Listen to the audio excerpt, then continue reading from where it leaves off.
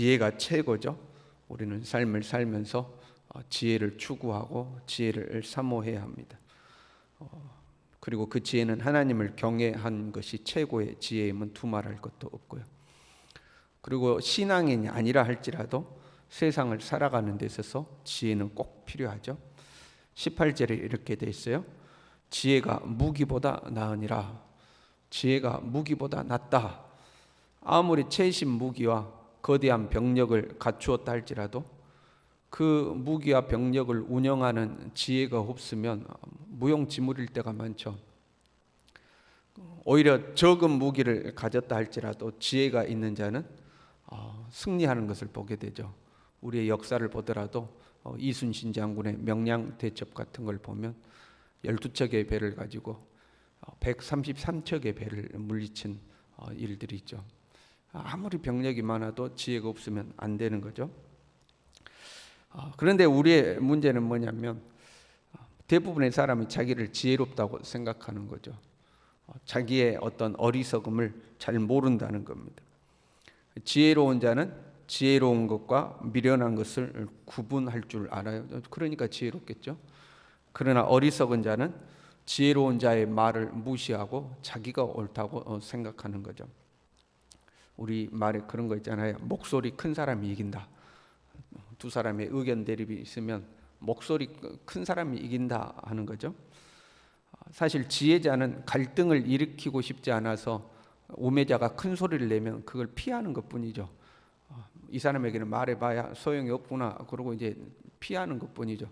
그런데 우매자는 자기 목소리를 높여놓고 자기가 이겼다고 이제 생각하는 거죠. 10장 3절에 이렇게 돼 있어요. 우매한 자는 길을 갈 때에도 지혜가 부족하여 각 사람에게 자기가 우매함을 말하느니라. 계속해서 떠드는 거죠. 자기가 지혜롭다고 생각하니까 자기 지혜를 막 이야기를 하는 거죠. 근데 사람들이 그 사람이 그렇게 이야기하는 것에 대해서도 아무 말을 안 하는 것은 말해봐야 소용이 없으니까 아무 말도 안 하는 거죠. 근데 자기는 지혜롭다고 생각해서 계속 이야기하는데 듣는 사람들이 속으로는 저거는 어리석은 말이 하고 이제 생각한다는 거죠. 그러니까 이 우매한 자의 특징이 지혜자의 말을 무시하고 듣지를 않는다는 거죠. 자기가 지혜롭다고 생각하니까. 그래서 한 이야기가 나와요. 작고 인구가 많지 않은 성에 큰 왕이 공격해 왔다. 조그만 성인데 큰 나라 왕이 공격해 왔으니까 그 성이 어떻게 그걸 이겨낼 수가 있겠어요? 그런데 가난한 지혜자가 그 성에 있었는데 그 사람이 지혜를 내서 성을 건졌다 이렇게 됐죠. 마치 이순신 장군 같은 사람이겠죠. 비록 우리가 성은 작고 인구는 적지만 지혜를 모아서 큰 왕을 이제 물리친 거예요. 그런데 아무도 그 사람을 기억하지 않는다 이렇게 되어 있어요. 가난한 자의 지혜가 멸시를 받고 그의 말들을 사람들이 듣지 아니한다. 그의 지혜로 성이 건져임을 받았는데 그 사람이 가난하다는 이유 때문에 그 사람 아무도 기억을 하지 않는다는 거예요. 그러니까 지혜가 본질인데 그렇잖아요. 그 사람의 지혜로 말미암아 그 성이 건짐을 받은 거 아니에요? 지혜가 중요한데 사람들은 그 사람의 지혜를 보는 것이 아니라 그 사람의 외적인 환경, 가난을 보고 그 지혜까지도 다 무시해버린다 하는 거죠. 본질은 보지 못한 채 본질 외적인 것에 시야가 가려져 버리는 거죠. 이게 꼭 맞는 건 아니지만 이와 비슷한 일들이 우리의 삶에 많이 있어요.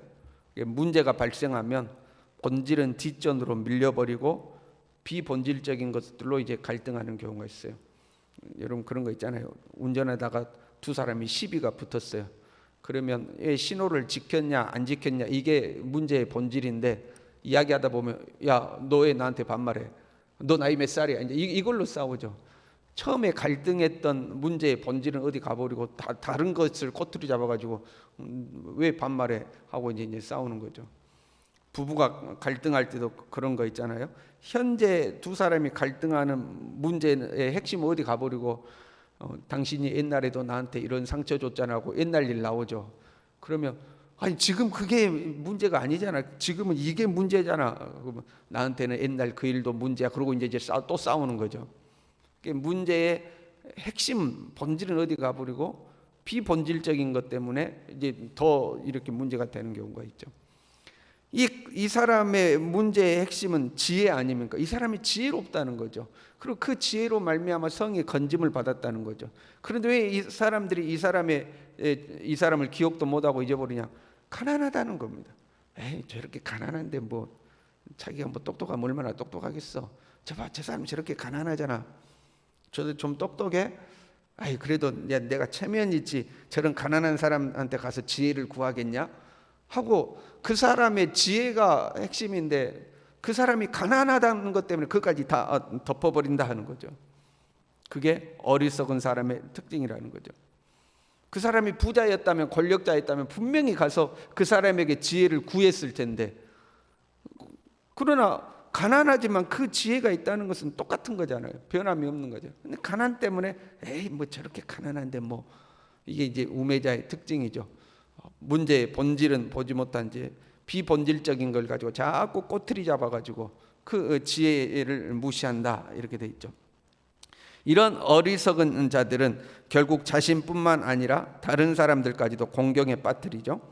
죽은 파리들이 향기름을 악취가 나게 만드는 것 같이 적은 우매가 지혜와 존귀를 난처하게 만드니라. 죽은 파리가 향기름을 악취나게 한다, 이렇게 되어 있죠. 여기서 향기름은 성막에서 사용하는 아주 고급진 기름을 의미하는 겁니다. 그냥 가정에서 사용한 일반적인 기름이 아니라 성막에서만 사용하는 특별히 제조된 아주 값지고 귀한 기름이죠. 그런데 그 향유에 이 파리들이 와가지고 이 향기름을 악취나게 한다는 거예요. 그러니까 적은 파리는 아주 작은 곤충이잖아요. 극히 보잘것없는 존재가 아주 크고 귀한 것들을 못 쓰게 만들어 버린다, 이제 이런 거죠. 여기서 죽은 파리는 우매한 자를 의미하고 있고 향기름을 지혜자를 의미하고 있죠. 적은 우매가 그 지혜의 존귀함을 난처하게 만들어 버리는 거죠. 공동체에 이런 우매자가 한 사람이 있으면 아무리 지혜를 내도 오히려 곤란한 일을 겪는 걸 보게 됩니다. 우리가 그랬잖아요. 가족들이 모여서 뭐 형제간에 모여가지고 집안에 뭔가 중요한 일을 논의를 해요. 그런데 그 형제간 중에 우매한 자가 한 사람이 있는 거예요. 조금 자기 말대로 해야 되고 자기 말이 맞고 다른 의견이 나오면 목소리가 커지고 이제 막 화부터 내고 막 이런 사람이 있다고 쳐봐요. 그러면 뭔가 일을 결정을 해야 되는데 이 사람이 말하는 게 옳지 않는데도 불구하고 사람들이 차마 말을 못할 때가 있죠. 이 사람 말대로 하자니 저거는 어리석은 길이고, 그렇다고 이 사람 말을 반대하자니 갈등이 심해질 것 같고, 참 난처하게 되는 거죠.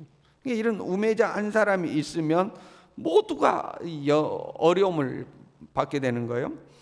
적은 우매가 지혜와 존귀를 난처하게 만드니라, 이렇게 돼서 이 난처하다라는 말은 영향력이 있다라는 단어예요. 그러니까 적은 어리석음이 지혜보다 훨씬 영향력이 있다, 그런 말입니다. 그렇잖아요. 아무리 지혜를 내도 그 어리석은 거 한두 가지가 끼어 들어오면 그 지혜가 다 망치는 거죠. 깨끗한 물에 그 날아가던 새가 변을 보고 날아갔어요. 그래서 많은 물이 있었는데 그게 적은 양의 이 변이 떨어졌습니다. 그럼 그 물을 다 버리는 거 아닙니까? 그렇잖아요. 적은 지혜가 적은 우매함이 많은 이 지혜를 아주 몹쓰게 만들어 버리는 경우들이 있는 거죠. 그래서 오늘 이 전도서의 말씀은 우매자를 죄인과 동일하게 취급을 합니다. 18절에요. 죄인 한 사람이 많은 선을 무너지게 하느니라. 여기서 죄인은 우매자를 말하는 겁니다. 어리석은 것은 죄 짓는 거나 다름없다. 자기의 인생을 망칠 뿐만 아니라 다른 사람들까지 곤란하고 난처하게 만든다. 우매자의 이 어리석음이 모든 선과 지혜와 영광을 아주 곤란하고 난처하게 만든다, 이런 거죠. 우리는 지혜를 추구하며 살아야 돼요. 그런데 혹시 내가 이런 우매자는 아닌지 우리 자신을 점검해 볼 필요가 있겠죠. 내 자신이 항상 옳다고 생각하고 다른 사람의 말은 귀를 기울이지 아니하고 다른 사람이 내 말을 안 들을 것 같으면 목청을 높여서라도 내 생각을 관철시켜야 되고, 그러면 다른 사람들이 내 말을 받아들이면 나는 내 자신이 지혜로워서 받아들였다고 생각하고, 길을 갈 때도 그냥 내 자신의 이야기를 하면서 다른 사람들의 말을 듣지 않는, 혹시 내 자신이 그런 사람은 아닌가? 우리가 우리 자신을 돌아볼 필요가 있죠. 사람과 사람 사이에서만 어떤 사람은 지혜로운 사람이 있고 어떤 사람은 우매한 사람이 있는 것이 아니라, 나라는 한 개인 안에도 지혜와 우매함이 공존하죠. 어쩔 때는 지혜로웠다가 어쩔 때는 어리석었다가 이런 경우가 있죠. 그런데 지혜보다는 어리석음이 훨씬 영향력이 크다고 그랬죠.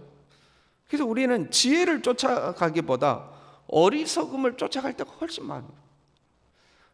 지혜롭게 잘 하다가도 결정적인 순간에 우리는 어리석게 행동할 때가 있는 거죠.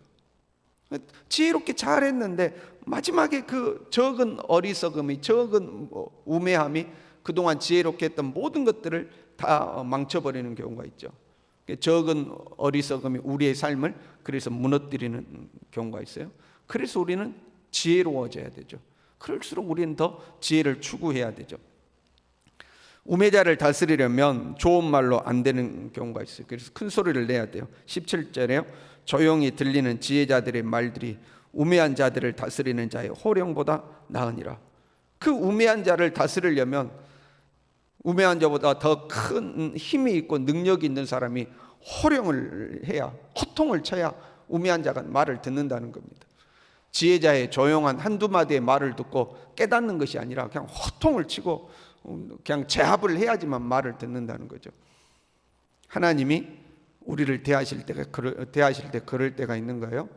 조용히 하나님이 말씀으로 할 때 우리가 잘 알아듣고 그 하나님의 말씀을 따르면 좋은데, 하나님이 조용한 지혜의 말씀을 주시면 우리가 안 듣는죠. 그러면 하나님이 우리를 호통치듯이 다뤄야 할 때가 있는 거죠. 그러면 우리의 인생이 힘들고 고달파지는 거예요. 조용히 우리에게 말씀하시는 하나님의 음성에 귀를 기울일 수 있어야 되죠. 그게 지혜자로서의 삶을 사는 거예요. 우리는 우매자가 되지 아니하고 지혜자가 되어야 할 것입니다. 어떻게 지혜자가 될 수 있느냐? 이렇게 돼 있어요. 지혜자의 마음은 오른쪽에 있고 우매자의 마음은 왼쪽에 있느니라, 이렇게 돼 있습니다. 이스라엘에게 있어서 오른쪽이란 옳다, 바르다, 이걸 말해요. 그래서 오른쪽이죠. 우리도 그래서 오른쪽 아닙니까? 그 영어로는 right라고 되어 있고요. 옳다라는 말이에요. 옳다. 오른쪽은 옳고 바르다라는 것을 의미하고 있고요. 거기서 나오면 성공과 번영과 강함을 상징합니다. 그래서 그 예수님께서 심판의 때에 양과 염소를 나누면 양은 오른편에 두시고 염소는 왼편에 두신다, 이렇게 됐죠. 오른쪽이 항상 좋은 쪽입니다.